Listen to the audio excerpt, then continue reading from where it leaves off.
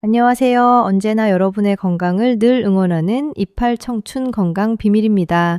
여러분, 지금 매일 단 하루도 거르지 않고 아침마다 물 한 컵에 혈압약 한 알 꼬박꼬박 챙겨 드시고 계신 분들 많으시지요? 그런데 병원에 가서 혈압을 재보면 여전히 높게 나옵니다. 의사 선생님 표정이 굳어지고 약을 한 알 더 늘려야겠다는 말씀까지 듣게 되죠. 그 순간 가슴이 철렁 내려앉지 않으셨습니까? 참 답답하셨을 겁니다. 나는 약도 잘 먹는데 도대체 왜 혈압이 안 잡히는 걸까? 밤마다 이런 생각에 잠을 설치셨을지도 모릅니다.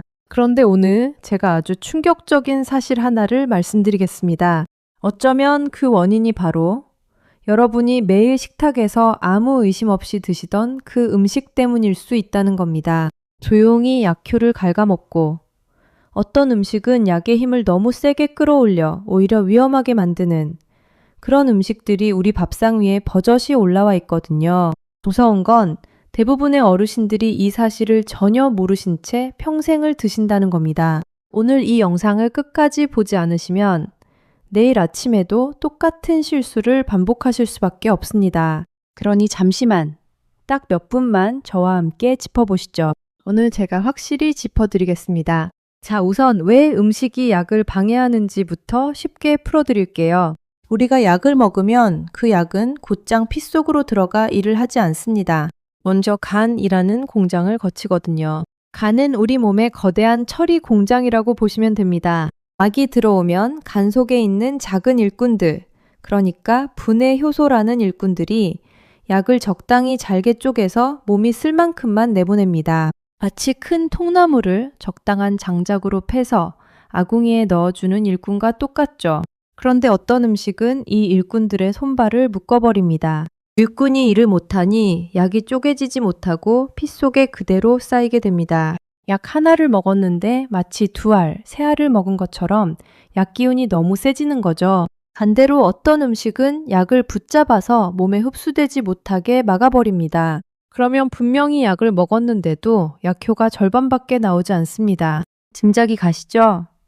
그래서 혈압약을 아무리 잘 먹어도 함께 먹는 음식이 잘못되면 말짱 도루묵이 되는 겁니다. 그럼 이제부터 고혈압약을 드시는 분이라면 반드시 조심해야 할 최악의 음식 4가지를 하나하나 짚어드리겠습니다. 끝까지 들으시면 오늘 저녁 밥상부터 무엇을 빼야 할지 분명히 아시게 될 겁니다. 첫 번째, 가장 먼저 말씀드릴 음식은 바로 자몽입니다. 의외라고 생각하시는 분 많으실 거예요. 몸에 좋다고 소문난 그 새콤한 과일이 왜 위험하냐고요? 들어보시면 깜짝 놀라실 겁니다. 자몽 속에는 우리 눈에는 보이지 않는 특별한 성분이 들어있습니다. 이 성분이 바로 아까 말씀드린 그 간의 일꾼들, 약을 분해하는 효소를 콱 막아버립니다. 그래서 자몽을 먹고 혈압약을 드시면 약이 제대로 쪼개지지 못하고 피 속에 그대로 쌓입니다. 하나를 먹었는데 두 알을 먹은 것처럼 약 기운이 확 세지는 거죠. 그러면 혈압이 갑자기 뚝 떨어지면서 어지럽고 머리가 핑 돌고 심하면 그 자리에서 휘청하고 쓰러질 수도 있습니다. 자, 그럼 두 번째는 우리 한국 어르신들 밥상에 빠지지 않는 정말 가까운 음식 이야기입니다. 바로 짠 음식 그리고 발효 음식입니다. 여러분, 김치 없는 밥상 상상이 가십니까? 구수한 된장국, 입맛 돋우는 젓갈, 짭조름한 장아찌, 평생을 함께해온 우리 밥상의 정겨운 친구들이죠. 그런데 바로 이 정든 음식들이 혈압에는 가장 무서운 적이 될 수 있습니다. 왜 그럴까요? 이 음식들의 공통점은 바로 소금, 그러니까 나트륨이 아주 많이 들어있다는 점입니다. 나트륨이 몸에 들어오면 어떤 일이 벌어지는지 쉽게 설명해 드릴게요. 소금은 물을 끌어당기는 성질이 있습니다. 마치 마른 스펀지가 물을 쭉 빨아들이듯이 말이죠. 그래서 짠 음식을 많이 드시면 몸은 그 짠 기운을 묽게 만들려고 피 속에 물을 잔뜩 끌어모읍니다. 그러면 어떻게 될까요? 혈관 속을 흐르는 피의 양 자체가 불어납니다. 좁은 호스에 물을 더 많이 흘려보내면 호스 벽이 빵빵하게 부풀어 오르듯이 혈관 벽을 누르는 압력이 확 올라가는 겁니다. 그게 바로 혈압이 오르는 거죠. 아무리 좋은 혈압약을 드셔도 한쪽에서 짠 음식으로 자꾸 혈압을 끌어올리면 약이 당해낼 재간이 없습니다. 그렇다고 평생 드시던 김치를 하루아침에 끊으라는 말씀이 절대 아닙니다. 그건 너무 가혹하죠.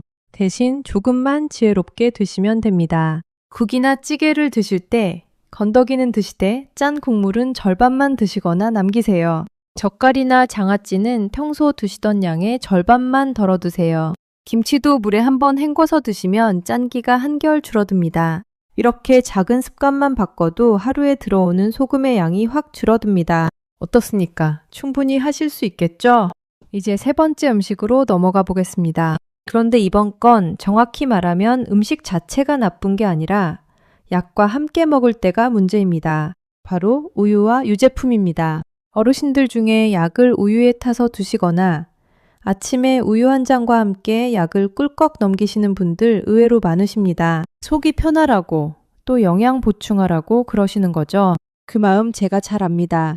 그런데 이게 약효를 떨어뜨릴 수 있다는 사실 알고 계셨습니까? 우유 속에는 칼슘이 풍부하게 들어 있습니다. 이 칼슘이라는 녀석이 약과 만나면 서로 손을 꽉 잡아버립니다.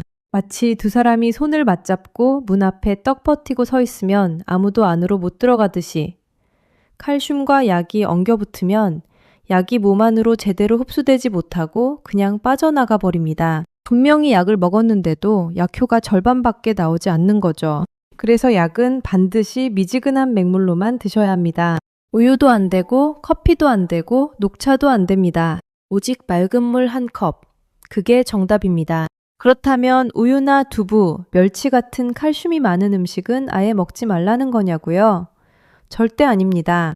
그런 음식들은 우리 뼈를 튼튼하게 해주는 고마운 음식이죠. 다만 시간을 떨어뜨려 두시면 됩니다. 약을 드신 다음에는 적어도 2시간 정도 지난 뒤에 우유나 두부 같은 칼슘 음식을 드세요. 그러면 약은 약대로 충분히 흡수되고 칼슘은 칼슘대로 뼈에 좋은 일을 합니다. 둘 다 챙기는 거죠. 시간만 살짝 벌려주시면 됩니다. 참 쉽죠? 여기까지가 반드시 조심하셔야 할 음식 3가지였습니다. 자몽, 짠 음식과 발효식품, 약과 함께 먹는 우유. 기억해 두셨다가 오늘 저녁 밥상부터 하나씩 점검해 보세요. 자, 그런데 이렇게 빼야 할 음식만 말씀드리면 좀 서운하시죠? 그래서 이번에는 반대로 혈압을 다스리는데 진짜 도움이 되는 고마운 영양소들을 알려드리겠습니다. 첫 번째 고마운 영양소는 바로 칼륨입니다. 아까 소금, 그러니까 나트륨이 몸에 물을 끌어모아 혈압을 올린다고 말씀드렸죠? 칼륨은 그 반대로 몸속에 쌓인 나트륨을 소변으로 부드럽게 밀어내주는 일을 합니다. 마치 막힌 하수구를 뚫어주는 청소부 같은 역할이죠. 그러면 자연스럽게 혈압이 내려갑니다. 이 칼륨이 풍부한 음식이 우리 주변에 아주 많습니다. 달콤한 고구마, 푸른 시금치, 든든한 감자, 그리고 콩 종류, 초록빛 브로콜리에 가득 들어 있습니다. 특별한 약을 사드실 필요 없이 이런 음식을 평소에 골고루 드시는 것만으로도 큰 도움이 됩니다. 두 번째는 엽산이라는 영양소입니다. 엽산은 우리 혈관벽을 매끈하고 부드럽게 지켜주는 데 도움을 줍니다. 혈관이 오래된 수도 파이프처럼 안쪽에 찌꺼기가 끼고 딱딱해지면 혈압이 오르거든요. 엽산은 그 파이프 안쪽을 깨끗하게 관리하는 걸 돕습니다. 푸른 잎채소나 콩류에 풍부하니 나물 반찬을 가까이 하시면 좋습니다. 세 번째는 비타민 D입니다. 이건 음식보다 더 쉽게 얻을 수 있는데요. 바로 햇빛입니다. 하루에 단 20-30분만이라도 따스한 햇볕을 쬐면서 동네를 한 바퀴 걸어보세요. 우리 몸은 햇빛을 받으면 스스로 비타민 D를 만들어냅니다. 이 비타민 D가 혈관 건강과 혈압 조절에 도움을 준다는 사실 많은 분들이 모르시더라고요. 등 푸른 생선, 그러니까 고등어나 꽁치 같은 생선에도 풍부하게 들어있습니다. 자, 음식 이야기는 이쯤 하고 이번에는 약과 음식만큼이나 중요한 생활 습관 이야기를 드리겠습니다. 혈압은 결국 매일의 작은 습관이 쌓여서 만들어지는 거거든요. 가장 먼저 하루 30분 걷기입니다. 거창한 운동이 아닙니다. 그저 동네 한 바퀴 천천히 산책하듯 걸으시면 됩니다. 걸으면 막혀있던 혈관이 부드럽게 풀리고 심장도 적당히 일을 하면서 튼튼해집니다. 무릎이 아프신 분은 평지를 골라 천천히 숨이 살짝 찰 정도로만 걸으세요. 매일 꾸준히 하는 것이 한 번에 무리하는 것보다 100배 낫습니다. 두 번째는 충분한 잠입니다. 잠을 못 주무시면 혈압이 올라갑니다. 잠 못 드는 밤이 얼마나 힘드십니까? 그 마음 제가 잘 압니다. 잠자리에 들기 전에는 텔레비전이나 휴대폰의 환한 불빛을 피하시고 방을 어둑하게 만드세요. 따뜻한 물에 발을 담그시는 것도 잠드는 데 큰 도움이 됩니다. 세 번째는 스트레스 관리입니다. 화가 나거나 속이 상하면 혈압이 그 순간 확 치솟습니다. 우리 마음과 혈관은 보이지 않는 끈으로 이어져 있거든요. 속상한 일이 있으셔도 깊게 한숨 한번 돌리시고 마음을 가라앉혀 보세요. 그리고 무엇보다 중요한 습관이 있습니다. 바로 혈압을 직접 재고 기록하는 일입니다. 하루에 2번, 아침에 일어나 화장실 다녀오신 뒤 1번, 그리고 잠들기 전에 1번, 같은 시간 편안히 앉은 자세로 재세요. 그리고 작은 수첩에 날짜와 숫자를 적어두세요. 이 기록이 쌓이면 내 혈압이 언제 오르고 언제 내려가는지 한눈에 보입니다. 병원에 가실 때 이 수첩을 들고 가시면 의사 선생님이 훨씬 정확하게 약을 조절해 주실 수 있습니다. 여기서 약에 대한 아주 중요한 원칙 하나를 짚고 넘어가겠습니다. 혈압약은 종류가 여러 가지입니다. 혈관을 넓혀주는 약, 몸속 물을 빼주는 약, 심장이 너무 세게 뛰지 않게 해주는 약 등 사람마다 몸 상태에 맞게 처방됩니다. 그래서 옆집 어르신이 드시는 약이 좋다고 따라 드시면 절대 안 됩니다. 내 몸에 맞는 약은 오직 내 주치의만 알고 있습니다. 그리고 가장 중요한 것, 혈압이 좀 좋아졌다고 약을 마음대로 끊으시면 절대 안 됩니다.